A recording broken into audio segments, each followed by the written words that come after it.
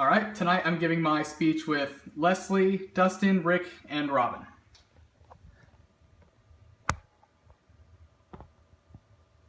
Hello, my name's Eric Tansky. Tonight I'm going to be talking to you about diabetes. According to the World Health Organization, the number of people with diabetes has quadrupled since 1980. According to the Joslin Diabetes Center, 95% of people with diabetes have type 2 diabetes, meaning that only 5% of all the people diagnosed with diabetes are type 1 diabetics. Tonight I'm going to be talking to you about what diabetes is, type 1 diabetes, and type 2 diabetes. I myself am a type 1 diabetic. I work in a hospital with nurses and doctors where we treat diabetics almost every day. I'm studying to be a nurse, and diabetes is one of the topics that we also do extensive research on. So tonight let's learn about what diabetes is, type 1 and type 2 diabetes. Let's start at what diabetes is. Diabetes is an autoimmune disease, meaning it affects the pancreas in the body. Specifically, it affects the islet cells of the pancreas, or the cells that produce insulin. Insulin counteracts blood sugar and keeps levels to a proper threshold. In diabetics' bodies, little to no insulin is being produced. In a regular person, blood sugar levels are between 80 to 100. Diabetics have to take supplemental insulin. You can see that in the form of pills, an insulin pump, or shots. Shots just like this one, draw it up in a syringe from a bottle, and you give it to yourself before meals, sometimes after, depending on your healthcare plan, and then it counteracts the sugar in the same way that the pills or the insulin pump would. Ooh. Sorry about that.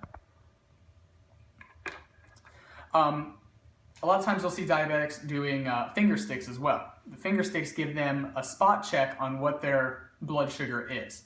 If it's too high, they can give themselves insulin. If it's too low, they can eat something with sugar in it. You'll see diabetics checking their blood sugar with kits like this one that has test strips, a finger poker, and a meter. You put the strip in the meter and test your blood sugar. You get a little bit of blood in the meter, and the machine reads the amount of blood in that small specimen that you took. Diabetics use this to, like I said, they can either give insulin if it's too high, or they can eat something with sugar if it's too low. Prolonged high blood sugar levels can lead to damage in diabetics, things like neuropathy that affects your eyes or your hands or your feet. Now that we know what diabetes is, let's look at type 1 diabetes. Type 1 diabetes is a juvenile disease, meaning that people get it when they're young. The peak age, according to endocrineweb.com, is 14 years old, although some people get it even younger. It's possible to get it when you're older, but just not likely. I got mine when I was 5 years old. Type 1 so far is an incurable disease, meaning that I'm going to be living with this for the rest of my life. There's treatments like insulin pills, insulin pumps, and shots like I talked about earlier, but there's no way to eradicate it entirely.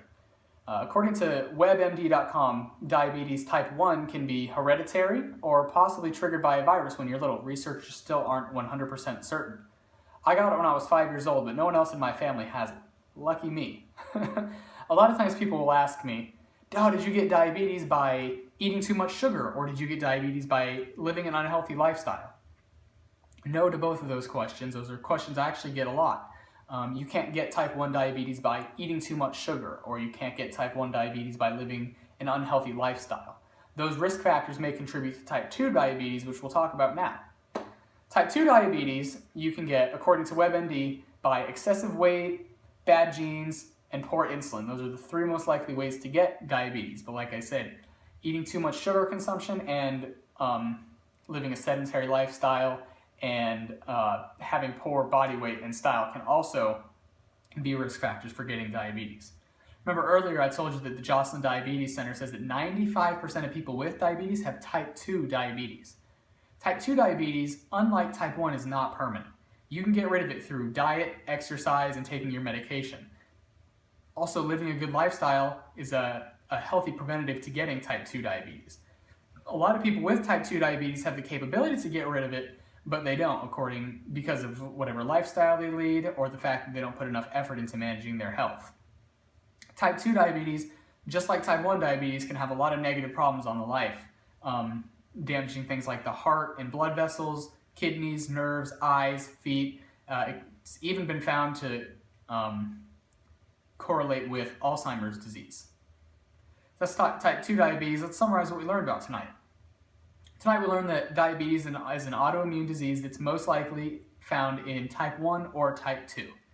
Type 1 is found in children that make little to no insulin, and there's not a cure for it yet.